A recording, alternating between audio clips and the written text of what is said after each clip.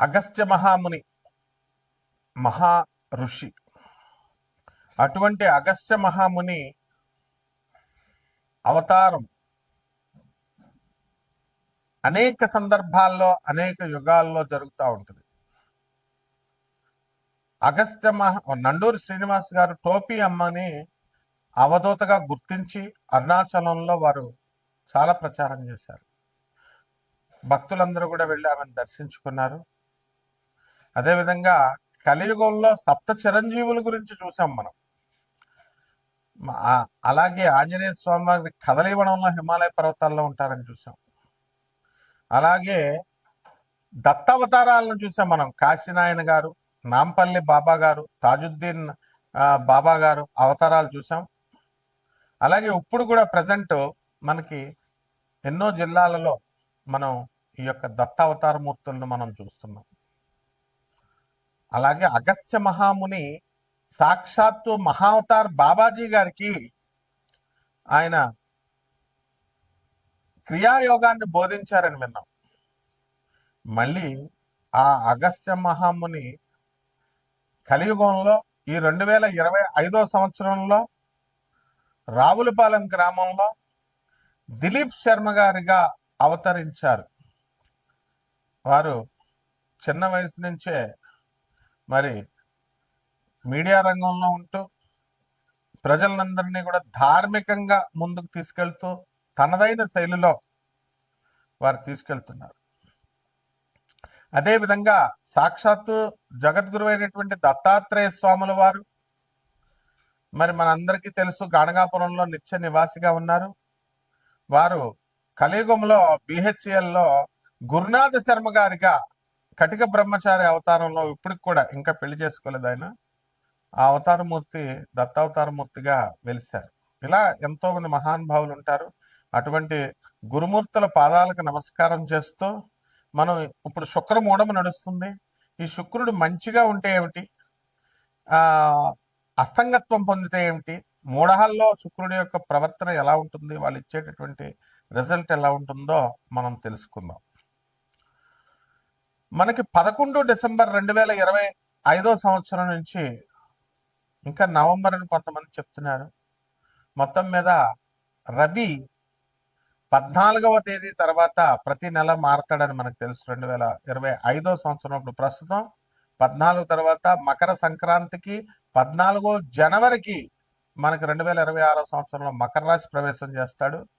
అలాగే 14 డిసెంబర్కి ధనుసు రాశి ప్రవేశం చేస్తాడు. అంటే ప్రస్తుతం మనకి రవి ఎక్కడున్నాడండి, మనకి వృశ్చిక రాశిలో ఉన్నాడు. కుజ, బుధ, శుక్రులు ముగ్గురు కూడా మనకి వృశ్చిక రాశిలో ఉన్నారు. దానివల్ల మనకి ఏం జరిగిందండి అంటే మనకి అస్తంగత్వ దోషం పట్టింది శుక్రుడికి. అస్తంగత్వ దోషం శుక్ర మూఢమి అంటాం. రవి శుక్రుడితో కలిస్తే మూఢమి, శుక్ర మూఢమి.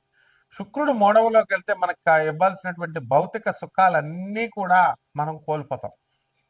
ముఖ్యంగా స్త్రీలందరూ కూడా మూడీగా తయారవడం, భర్తలతో మాట్లాడకపోవడం, భర్తల్ని వేధించడం, అత్తగారు, తల్లి, స్త్రీలంటే అందరూ ఇంకా ఎవరో ఒకళ్ళ పరంగా మొత్తం 12 రాశుల వారిని కూడా ఇబ్బంది పెట్టడం అనేటటువంటిది జరుగుతుంది. అందువల్లనే మనం ఏం చేస్తామంటే వివాహాలు, శుభముహూర్తాలు ఇవన్నీ కూడా మనం మానేస్తాం.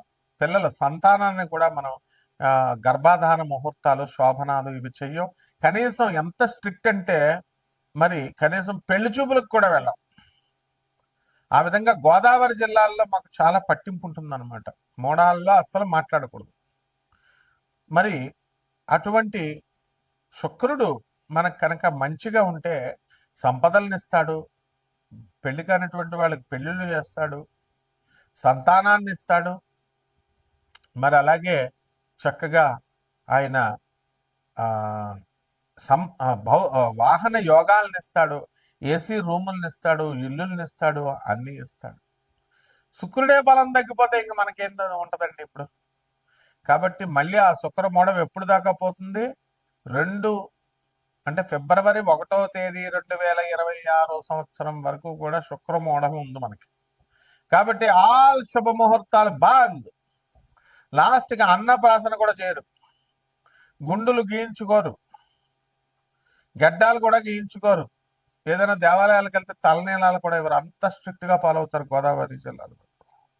మా మా గురువు గారు అయినటువంటి రావులపాలెంలో ఉన్నటువంటి దిలీప్ సి శర్మ గారు, మరి వారు కటిక నిష్ఠా పరులు. అలాగే వైవిఎస్ గిరిరావు గారు గుంటూరు జిల్లా, ఆయన కూడా రోజుకు 2 పూట్ల ఉపాసన చేస్తాడు.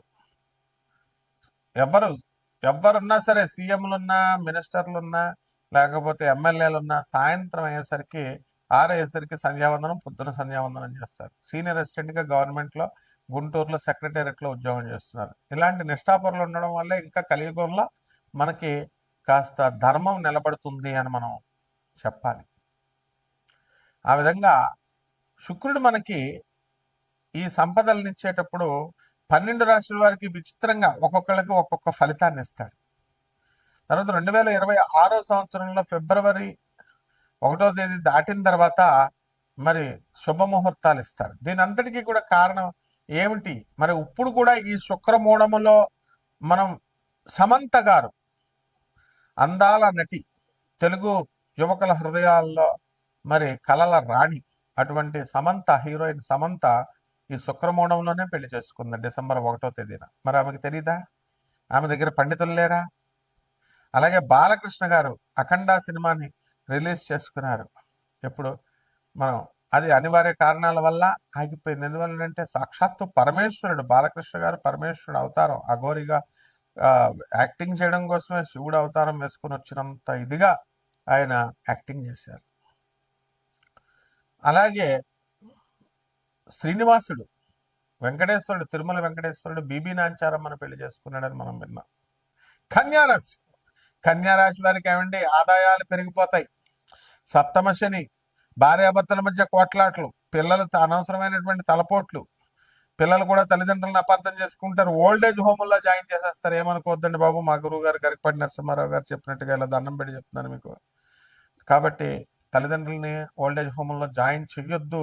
భార్య అంతా వేధించినా సరే, మీ అత్తగారు మీ మామగారిని కూడా చూడండి, మీ అమ్మ మీ నాన్న మీ వెళ్ళని చూసుకుంటాం. Simple solution. ఆ విధంగా చక్కగా మీ జీతం అంతా భార్యలు అత్తగారులకు ఇచ్చేస్తున్నారని గొడవలు అస్సలు పెట్టుకోవద్దు. ఇకపోతే విద్యార్థులు బ్రహ్మాండంగా చదివి పడేస్తారు వద్దంటే. ఉద్యోగం రావట్లేదంటే అని చాలా సంవత్సరాల నుంచి బోడు మంది కాగితాలు పట్టుకొని తిరుగుతూ ఉంటారు. ఎందుకు రావండి, ఉద్యోగాలు వచ్చేస్తాయి. నరాల వీక్నెస్ వచ్చేస్తుందండి. అండ్ వయసు పెరిగింది కదా, మరి నరాలన్నీ మెత్తబడిపోతాయండి. ఎప్పుడు యవనంలో ఉంటామని చెప్పి బిల్డప్లు ఇస్తే అక్కడ మనకి తెల్ల జుట్టు ఇచ్చేస్తాడు, నరాలు పలసం చేసేస్తాడు, ఎరెక్టైల్ డిస్ఫంక్షన్ ఇచ్చేస్తాడు, ఆర్గన్స్ అన్నీ కూడా పాడైపోతాయి. ఇది కొంచెం జర సోచో ఆలోచించండి. అలాగే ఈ యొక్క రాశి వారికి అందరికీ కూడా శత్రువులు, రహస్య శత్రువులు తయారైపోతారండి. మన కూడానే ఉంటారండి. మన కూడానే ఉంటూ మనకి వేదాలండి, వేదాలు ఫ్రీగా బోధిస్తుంటే వేదాలు ఎందుకు, అధర్వణ వేద పండితుడు అని చెప్పుకుంటున్నాడు. ఇదిగో మీరు ఎవరన్నా అడిగితే అంటే ఎవడరా అడిగేది, తోలు తీస్తాను కొడకల్లరా అని సమాధానం మనం వాళ్ళకి చెప్పాలన్నమాట. అప్పుడు నోరు మూసుకుంటారు. ఈ విధంగా 1,00,000 రూపాయలు దుబ్బేస్తారండి హోమాలు చేస్తామని. వాళ్ళు మహాపతివ్రతలు, ఇతరులను విమర్శించే స్థాయికి వాళ్ళకి వచ్చేస్తారు. ఇటువంటి బేవర్సన కొడుకులందరూ కూడా మీకు కన్యారాశి వాళ్ళకి ఎదురుపడతారు. తోలు తీసేయండి అంతే, నో మొహమాటం అనమాట. ఈ విధంగా జ్యోతిష్కుల ముసుగులో, పురోహితుల ముసుగులో ఉన్నటువంటి కపటులందరినీ కూడా ఏరిపారేయండి. వాళ్ళ మాటలు వినొద్దు. కేవలం స్వామి వివేకానంద, జగద్గురువు అయినటువంటి నృసింహ సరస్వతి, ప్రభాత్ రంజన్ సర్కార్, రమణ మహర్షి ఇలాంటి వాళ్ళ మాటలే వినండి. ఇక వ్యవసాయం చేసేటటువంటి రైతుల పరిస్థితి బాగుంటుంది. మీకు అందరికీ కూడా అనుకున్నది అనుకున్నట్లు సాధిస్తారు పనులన్నీ కూడా. తర్వాత ఈ యొక్క వేద విద్యను అభ్యసించండి అందరూ కూడా. వేద విద్య అనేటటువంటిది ప్రతి ఒక్కళ్ళు వేద ప్రామాణికం, లేకపోతే తంత్రగాళ్ళు ఎక్కువైపోతున్నారు. ఎవరికి నోటుకు వచ్చినట్టు వాళ్ళు చెప్పేసి ఇదే తంత్రం ఇదే అని చెప్పేసి మోసాలు చేస్తున్నారు. కాబట్టి శాస్త్రోక్తంగా బ్రహ్మదేవుడు మనకి ఇచ్చినటువంటి వేద విజ్ఞానాన్ని, స్వరాలు రాకపోయినా పర్లేదు, దాంట్లో మీనింగ్స్ చదువుకోండి, ప్రయత్నించండి. తర్వాత ఈ యొక్క కన్యారాశి వాళ్ళందరూ కూడా దేవాలయాలు మూర్ఖంగా వెళ్ళొద్దు, చాదస్తంగా వెళ్ళొద్దు. దేవుడి మీద శరణు వేడండి, ఇంట్లో ఉండి శరణు వేడొచ్చు. తర్వాత పేదవారికి, పేద పురోహితులకి అందరికీ కూడా దానాలు చేయండి. కపట బ్రాహ్మణులకు మాత్రం చేయకండి. లక్షల కోట్లు అడిగే, 25 లక్షలు అడిగేటటువంటి వాళ్ళకి 10,000 రూపాయలు. పేద బ్రాహ్మణులు ఉంటారు పాపం, వాళ్ళు ఏదైనా హోమాలు యజ్ఞాలు చేస్తే చాలు, వాళ్ళు తిండి కూడా లేని బ్రాహ్మణులు ఉన్నారు, వాళ్ళకి సహాయం చేయండి. అలాగే ఉద్యోగాలు కూడా బ్రహ్మాండంగా పేద బ్రాహ్మణులందరికీ కూడా వస్తాయి. మీకు కూడా క్యాంపస్ ఇంటర్వ్యూలో సెలెక్ట్ అవుతారు. ఇక పరిహారాల దగ్గరికి వచ్చేసరికి చక్కగా శని జపం చేసుకోండి, శని స్తోత్రాలు చదవండి, శనికి కిలోంపావు నల్ల నువ్వులు, నల్లని వస్త్రాన్ని పేద బ్రాహ్మణికి దానం చేసుకోండి. దశమహావిద్యల్లో ఒకటైనటువంటి మహాకాళి అమ్మవారి యొక్క హోమాన్ని మీ ఇళ్లలో జరిపించుకోండి. చక్కగా రావి చెట్టు చుట్టూ ప్రదక్షిణాలు చేస్తూ ఓం శనేశ్వరాయ నమః అంటూ జపం చేసుకోండి.